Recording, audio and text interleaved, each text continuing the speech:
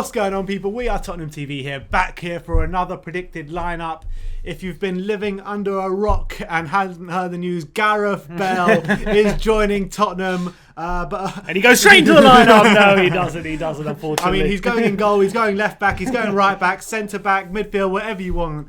But look, it doesn't look like Gareth Bale's going to be playing this game. Or Sergio Reguilon. It's Reguilon. We'll put the in there now. Everyone's happy with that. Exactly. My brother's learnt how to pronounce it. I still haven't learnt really that yet. But, look, the team news for this game, it's only Tanganga and Aurier out, or potentially out. Because the press conference hasn't been done yet as at the time of shooting, so we don't really know as it stands. Yeah, we're just going to go what we think if the players we think are fit, that we know are fit, are available. This is the lineup that we think. Obviously, if a player picked up a knockout in Plovdiv, we're not going to know about it at this stage. So we're just going to assume there are no injuries. Yeah, so obviously we've got Southampton away, second game of the season. We do actually have a game to play amongst all this madness of the Gareth Bale joining Tottenham. It's hard to concentrate at the moment on actual football. I'm just so fixated on watching people drive into the Hotspur away. Yeah. But look, we got a game to look forward to. Hopefully, we can take the end of the Plovdiv game, have a bit of good feeling with that game, and go into the game of Southampton with a bit of momentum-ish, not really, but we need a good result because after losing to Everton, can't afford to have another downer.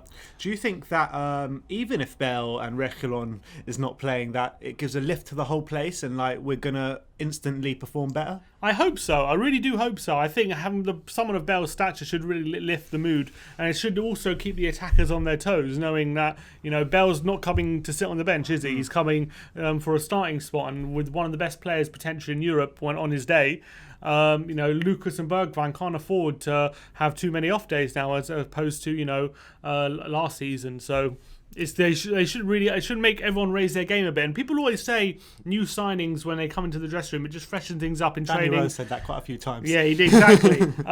It freshens things up in Danny training. had to Google Gareth Bale? Definitely not. It's such a shame for him. As soon as he leaves, he finds a sign of play he doesn't have to Google. But hopefully it will make things a bit more sharper around the place, and I think it's such an exciting deal for everyone involved, not only the fans, I think for the players as well, to have someone like Bale in the team. So it's exciting all round. All right, so let's get into the predicted lineup. We're going to go for a 4-2-3-1 formation like we have done so far this season. In goal, number 1, Hugo Lloris. Yes, so simple. That's a given. Mm-hmm. Right back, I mean, Aurier has taken a knock apparently, so I guess only Doherty can play there, can't he? Looks like it. Whether he's actually taken a knock or he's actually nearing a move, because apparently he's on the list of one of the players who could potentially leave for the window, is yet to be seen. It'll be a shame if he leaves, but yeah, it is what it is, I guess. With this money doesn't come from nowhere, does it? For all these players, so.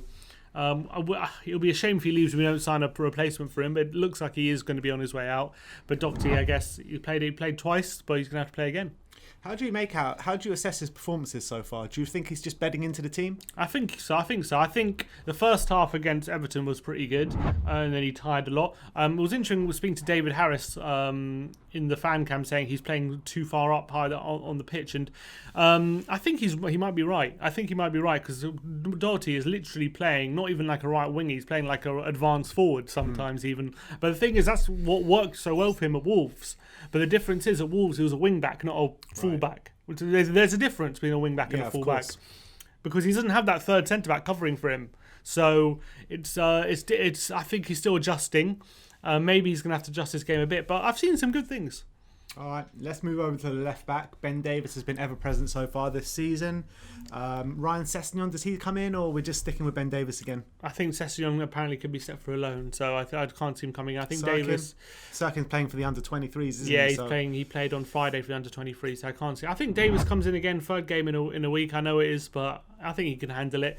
Obviously, Sergio's coming in. He's going to provide competition for Davies, and hopefully he'll even displace him in the team. So hopefully the amount of pressure, because Davies, even last season when he came back from injury, literally played every game. We never gave him a rest. Mm-hmm. And then when we did, it was like Tanganga, right, left back or something like that. So hopefully it takes the pressure off him. We got a more attacking option on the left-hand side as well, so that'll be good for him. But I think Davies, this game starts. Maybe Sessegnon or Sirkin can come in against Leyton Orient on Tuesday night. Yeah, probably. More likely.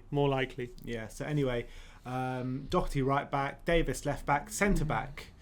Sanchez played out in Plovdiv. In the Premier League, we had Toby and Dyer at the back. Did Sanchez do anything to stake a claim? I think actually Sanchez did all right. However, Mourinho kind of I wouldn't say dug him out, but he said he kind of mentioned that Sanchez made a mistake for their goal. He kind of, I don't know if you say put the blame on Sanchez, but you say he kind of said like, Sanchez gave a stupid mistake for the corner, they scored, and then as soon as we needed to equalise, he hooked Sanchez off, and he was like, he's the one coming off because he made the mistake. So look. Sanchez needs to improve. We all know that. I don't think he did anything that bad in Plovdiv. I think all three of them need to improve. That's true, but with this attack up against a very informed Danny Ings, we all know Danny Ings had Toby on toast last year, didn't he? In that game in January. But I can see Toby was left at home. I think that he was left at home with one eye on him starting on Sunday. So I assume Toby's coming back in with Dyer. All right, so let's go for Toby and Dyer. That's exactly the same back four as we played against Everton. Let's move on to the midfield. Do we feel that Højbjerg is going to have that sitting role instead as opposed to the Everton game when Winks was a bit further back? Yeah, I kind of feel Mourinho sees Højbjerg as a bit of a midfield general, and I feel like he's going to be in our main 11, and he's the one he trusts to kind of shield the back four maybe. So I think he's going to be in again. He played more of that role against Plovdiv than he did against and he looked Everton. better, I thought. I think it was better against Plovdiv. He kept it more simpler, bit deeper, wasn't all over the place.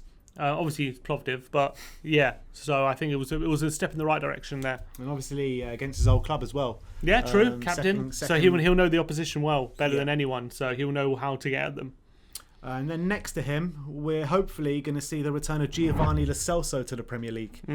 I mean, he was our best player by a mile out of Plovdiv, wasn't he? He was head and shoulders above everyone else. In all honesty, he really was. He's just a touch of class. It was so good to see him back. I forgot just how classy of a player he is and how he handles the ball and whenever he just touches the ball, it's absolutely fantastic. I think I know he's come back from injury and whatnot, but I think he played 90 minutes against Plovdiv. Didn't look tired at all. Didn't look leggy. So I think comes in centre mid again for me. It's interesting with Lo Celso because I feel that sometimes when players make mistakes, Dyer, Højbjerg, Lucas, whatever, when they misplace passes, Sissoko, when they misplace passes and it doesn't go to a player in white, there's a lot of polarization on these mistakes and you're fixated on these mistakes. But when Lo Celso makes these mistakes, I think it's a bit different because he's the only one willing to take risks in that team. He's the only one looking to break those lines and beat a man from the centre of midfield. So do you think that is why Lo Celso, because against Plovdiv he did make a few mistakes like that where just stray passes and losing the ball in the middle of the park. Do you think just because he offers so much on that pitch that you don't really see those mistakes? Well, he makes up for them. That's the thing. He makes up for the mistakes he makes by playing some beautiful passes and doing some beautiful dribbles and picking out, Bergwijn on the edge of the box to hit the bar and stuff like that, playing great passes inside. He makes up for it in doing those things. When you have someone like Sissoko making a mistake, he doesn't really make up for it elsewhere else on the pitch. He doesn't really take the risks and do the same things Lo Celso can do. So it's easier to forgive Lo Celso for his mistakes than those kind of players. Yeah, totally agree. I mean, the guy, for me, head and shoulders above everyone in that midfield. In terms of quality, maybe Tanguy and Ndombele aside, but we haven't seen the best of him. I must say, Ndombele was really good, and if it was up to me, I'd love him to start this game, but I can't see it. Yeah, I mean, I call on him to come on and make an impact if we're struggling, or even if we're not struggling. But anyway, left hand side of the midfield, there's only one player that's going to be in, and that's Heung-min Son.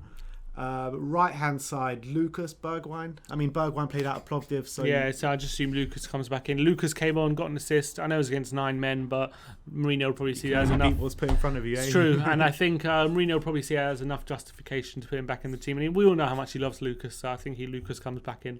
And then behind the striker. There's been a lot of talk about Dele Alli recently. A lot of rumours flying about how he's in a fight with Jose Mourinho. Funnily enough, John saw him out on Potter's Bar High Street 20 minutes before the kickoff against Plovdiv. Do you read anything into it, or do you think it's media rubbish? We all know he lives around the area, so he could be going home waiting to watch the game, or he could be out and not giving a crap. So I don't know. It could be either, but I wouldn't read too much into it. I think we're going to see a lot if Dele's not involved from the start of this game. Considering he did start against Everton, maybe that is a sign of what's to come. But I reckon Jose's going to back his man. He said there's no problem with Dele, and we'll have to take him at his word for now. If Dele, I think Dele starts on Sunday for me. But what I read into the situation, maybe it's a bit different because it was a Europa League game and he didn't want him to travel out of Plovdiv and he needed him for this game. But when you look at the documentary and when Dyer was hooked just before half-time, was against Red Star Belgrade, he brought him in straight away to the next starting lineup because of the family feel. That's what he called it on the documentary. Am I reading too much into it that Dele didn't play in Plovdiv because of the family feel, bringing him back in?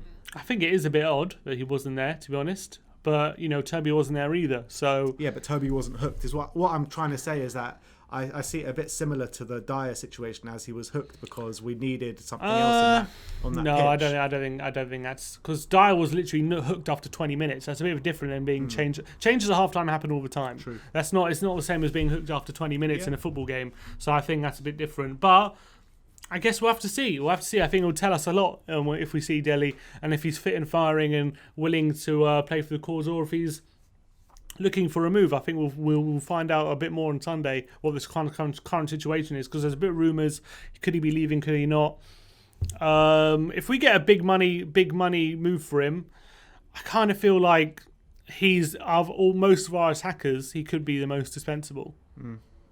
Yeah, I mean, there's definitely a point to that, but for the argument's sake, for the predicted lineup, we're putting Dele there. But I think Dele's going to start. Yeah, I think Mourinho will back his man, and it'll be great to have as an for him if he doesn't leave. It'll be great to have him as an option as well. All right, so Dele in the number 10, and then obviously Harry Kane up front. We all know Harry Kane's going to be playing last game, next game, and the game after. And the game after. So Harry Kane up front. So let me just rerun with that lineup one more time. So that's Hugo Lloris in goal, Matt Doherty right back, Ben Davis left back, Dyer and Toby Alderweireld in centre back positions, with Højbjerg and Lo Celso in the middle, with Son, Dele, Lucas just behind Kane. What is your prediction? Southampton didn't get off to a good start against Palace. They lost 1-0. I can see Kyle Walker-Peters as well being very motivated for this game. But Danny Ings, to be fair, Danny Ings as well. Yeah, Danny Ings is in good form. They've only made a couple signings. We know they're a high energy team, but I'm just hoping the transfer news with Spurs can maybe give a better feeling around the club. Maybe people can start translating more energy, and hopefully, if it's the first time I see Højbjerg and Lo Celso in a centre mid pairing, that could prove to be good. So I'm going to go 2-1 Spurs. 2-1. Interesting. I think it's going to be a very tight game. It's always a difficult game going to Southampton, St Mary's.